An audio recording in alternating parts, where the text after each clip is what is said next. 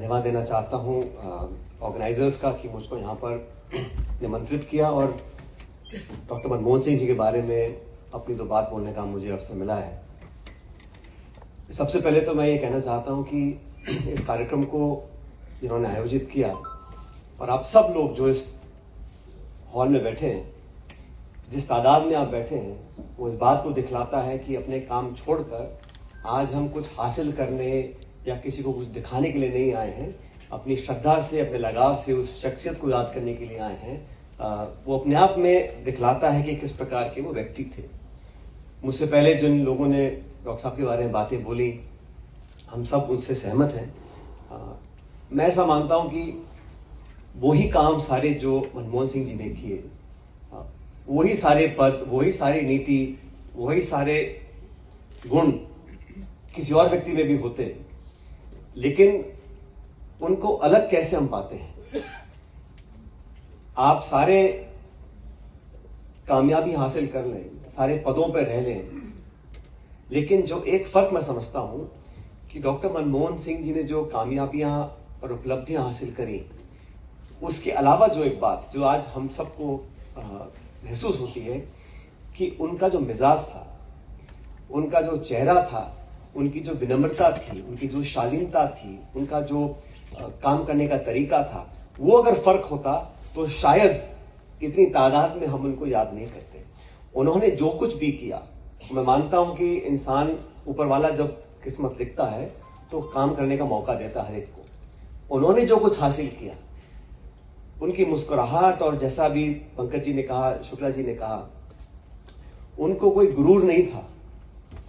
लेकिन हमें याद करना चाहिए जिन पदों पर वो आसीन हुए, शुरुआत कहां से करी, किस परिप्रेक्ष्य में, किस परिवार में, कहां परवरिश हुई, कैसे मेहनत कर सिर्फ और सिर्फ अपनी लगन और मेहनत से उन्होंने उन कॉलेजेस, उन इंस्टीट्यूशंस में पढ़ाई हासिल करी जो आसान नहीं था उस जमाने में। अगर वो इतनी अच्छी तालीम और शिक्षा हासिल नहीं करते तो शायद इतना लंबा सफर तय नहीं कर पाते। मुझे उनके साथ काम करने का मौका 2009 में मिला। पहली बार मैं मंत्री बना उनके साथ और लगभग उनसे आधी उम्र का मैं मंत्री था। लेकिन मुझे याद है कि उन्होंने हमेशा,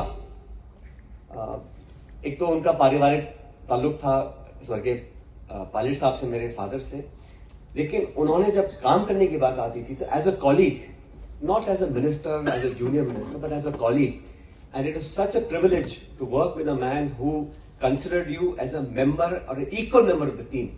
It's very easy for prime ministers and chief ministers to treat junior ministers in a very shoddy manner. लेकिन जो रिस्पेक्ट वो अपने कॉलीग्स को देते थे, उससे उनके लिए दुगनी मेहनत से काम करने का मन करता था। मैं मंत्रालय संभालता था टेक्नोलॉजी का, टेलीकॉम का, कॉर्पोरेट अफेयर्स का। कभी अगर मीटिंग होती थी कैबिनेट की, और क्योंकि मेरा मिजाज ज्यादा ग्रामीण क्षेत्र में किसानों के साथ लगा ज्यादा रहा, तो अगर उस इशू पे डिस्कशन होता था तो इतना फ्रीडम हम लोगों को था, इतनी छूट थी। अगर सरसों या गेहूं पे एमएसपी तय करना है, सरकार में चर्चा हो रही कैबिनेट के अंदर, मेरा मंत्रालय कॉर्पोरेट अफेयर्स का है, फिर भी अगर मैं बोलता था प्रधानमंत्री जी को कि सर मुझे लगता है कि इसमें हमें कुछ इजाफा करना चाहिए, जो अब डिसीजन हो रहा है ये मैं इससे महफूज नहीं हूं, मैं इससे सहमत नहीं हूं, तो वो रिगार्ड दिखाते थे।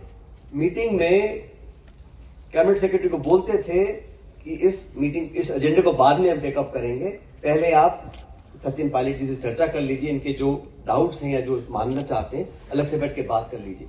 मैं इसलिए बात को बोल रहा हूं क्योंकि एक कैबिनेट के अंदर जो कलेक्टिव लीडरशिप होती है, कहने की बात होती है, लेकिन अगर कोई प्रधानमंत्री as leader of the country, leader of the parliament, इतना स्पेस किसी को काम करने का देता है, वो दिखलाता है कि वो हर एक के व्यूज को, हर एक के व्यू पॉइंट को तवज्जो देते हैं और उसको सम्मान देते हैं पब्लिकली।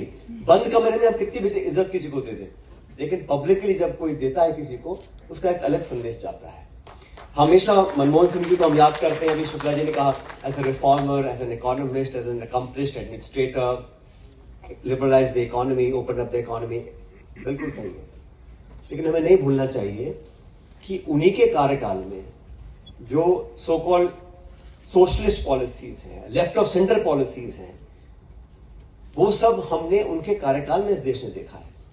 चाहे वो किसान की ऋण माफी की बात हो, चाहे वो नरेगा की बात हो, राइट टू इन्फॉर्मेशन की बात हो, और 114-15 करोड़ लोगों को गरीबी रेखा से ऊपर उठाना, तो उनका जो फोकस था सिर्फ अर्थव्यवस्था को बढ़ाना नहीं था, equitable growth, bottom of the pyramid, किसान, मजदूर, गरीब, दलित, आदिवासी, पिछड़े, इन सब लोगों की जो उन्होंने जो कर दिखाया, भाषण सब नेता देते हैं, लेकिन I am saying the policy framework, his tenure of 10 years as Prime Minister clearly showed that he and the government of India at UPA was focused as much on the middle classes and economic liberalization as he was on the downtrodden.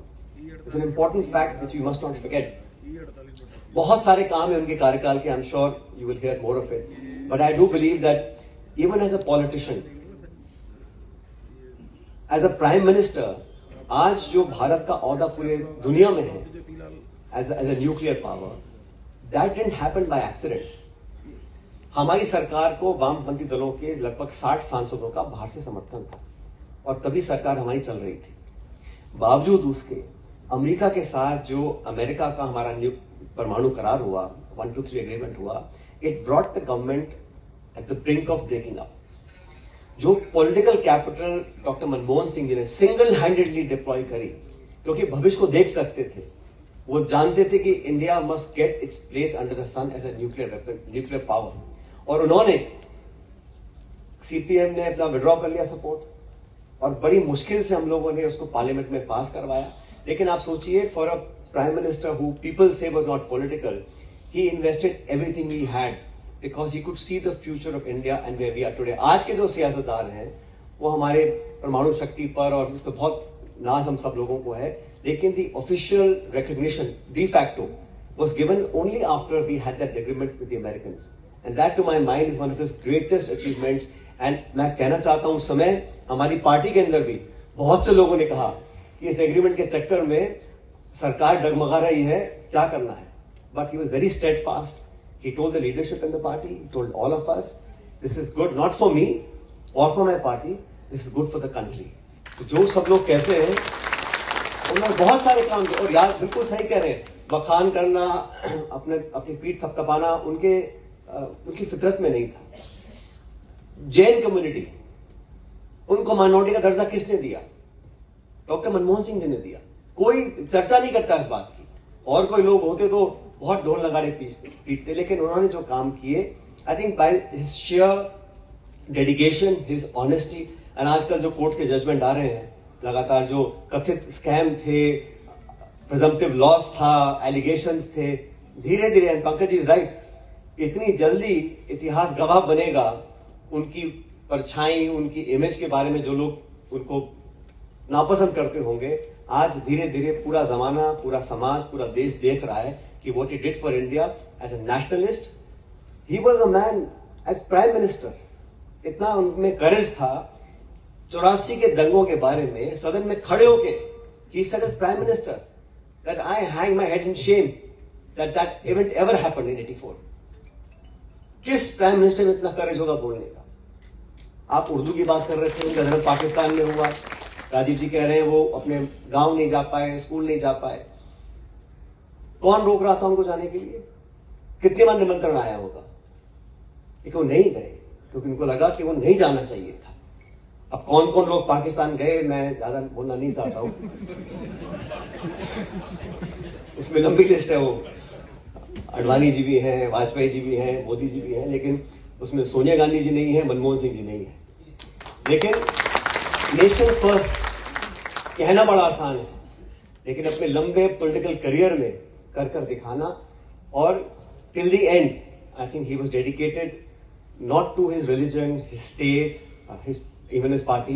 He was dedicated to the country, and his contribution will be remembered for a very long time. मैं बहुत खुश हूं कि आज हम सबको मौका मिला उनको याद करने का, और जैसा मैंने कहा, मुझे जो समय मिला उनके साथ काम करने का, बहुत उन्होंने encourage किया, and not just as prime minister, as a elderly person who understood where I came from. तो एज गैप होता है, वेवलेंथ मैच नहीं करती हैं, लेकिन बावजूद उसके उन्होंने पूरी जिम्मेदारियां दी। कभी मैंने कुछ इनपुट दिया पॉलिसी को लेके, मंत्रालय को लेके, उन्होंने पूरी गंभीरता से उसको फॉलो अप किया, एंड ये showed with dignity and respect कि ये जो चीजें होती हैं देने से ही मिलती हैं, आप जबरदस्ती किसी से ले नहीं सकते। आप डरा धमका के सलाम ठकवा सकते हो, लेकिन जो मन की इज्जत होती है वो देने से मिलती है, and I think that he showed in his long political career. Thank you very much.